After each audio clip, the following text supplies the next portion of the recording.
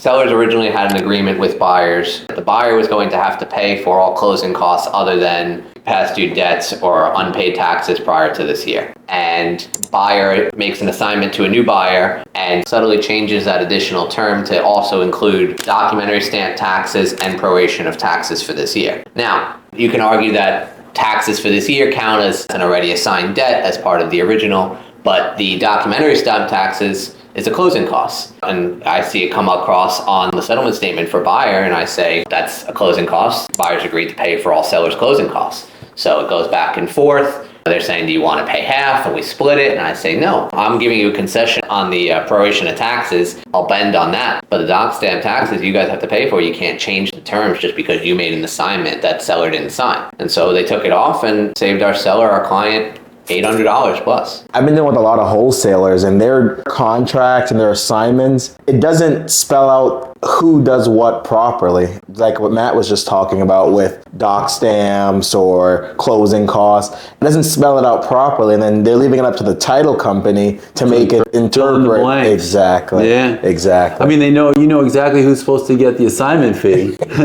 That's broadcast in bold headline.